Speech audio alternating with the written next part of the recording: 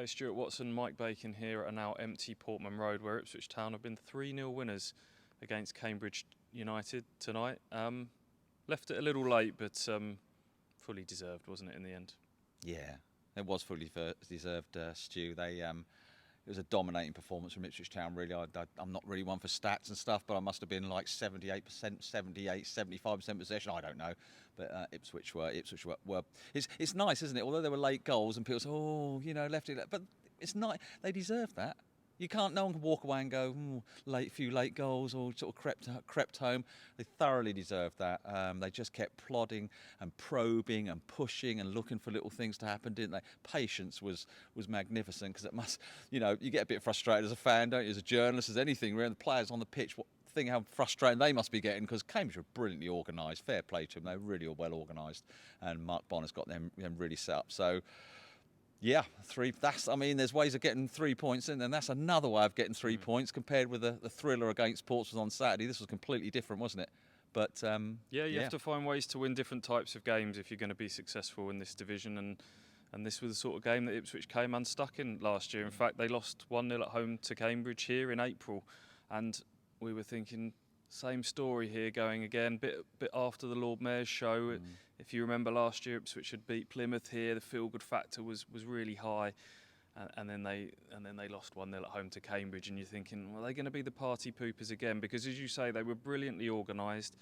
There'll be a lot of people who call it anti-football, and look, Cambridge know what they are, and they're up against bigger teams in this division, Ipswich being one of them. Why should they come here and try and go toe-to-toe? They came here to do what they needed to do, and they executed their game plan really well, didn't they, for 70-odd minutes of this game. But unlike back in April, I felt like Ipswich had a bit more firepower, a bit more about them this time. And, of course, the substitute bench is that much stronger. And in the end, it was the subs that helped grind them down, wasn't it? The bench again, wasn't it?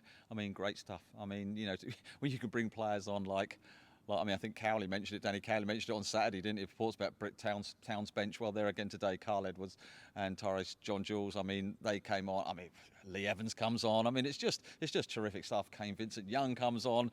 Kane Jackson comes on. I mean, these are all starters in a lot of clubs, But hey, I'll let you talk about Carl Edwards, because that was fun, wasn't it? Great to see such a popular player, and such a great. He's always plays a smile on his face, and I know he didn't get the opener. John Jules got the opener, but Carl Edwards got two, and that was great to see, wasn't it? Yeah, an element of fortune about both the first two Ipswich goals, but fortune that I thought that they made for themselves. They wore Cambridge down.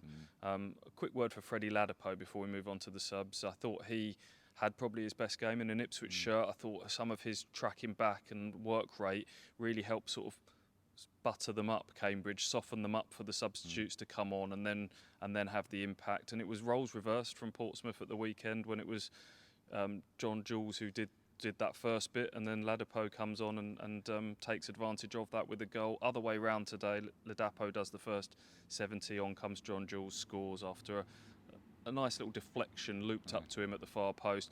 And then Carl Edwards, delighted for him. I think he's such a popular figure amongst fans, isn't he? And he's had a tough time at Ipswich. When he first arrived, I think we all looked at each other and said, how on earth have Ipswich got a player of this skill and quality in League One?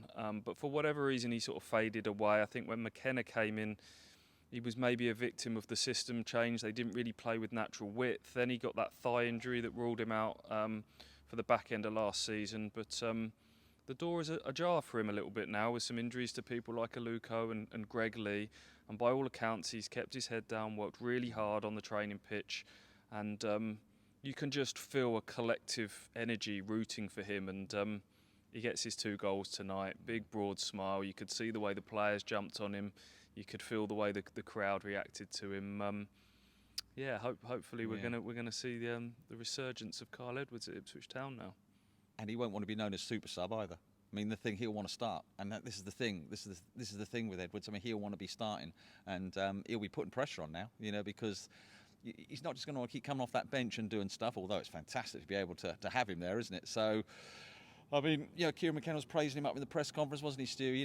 And why not? I mean, it was terrific. And but overall, it wasn't just him, was it? I mean, the whole team. I mean, the patience showed tonight by Ipswich Town was fantastic. It's just the sort of thing that's going to It's going to win you leagues, going to get you promotion, that different type of game to the Portsmouth thriller when it was all kicking off and going on. And this was a lot more, a bit like a game of chess, wasn't it, for so long. And the fans were sticking at it and hanging on. But you get to 72 minutes? I mean, there's only 20 minutes to go and still nothing's broken down. But yeah, onwards now to Morecambe, Stu. I think this one goes down as a game Ipswich probably wouldn't have won last season. It's another example of the progress that this football club is making under Kieran McKenna. It's another 3 points, 3 straight home wins here at what is becoming, hopefully, Fortress Portman Road.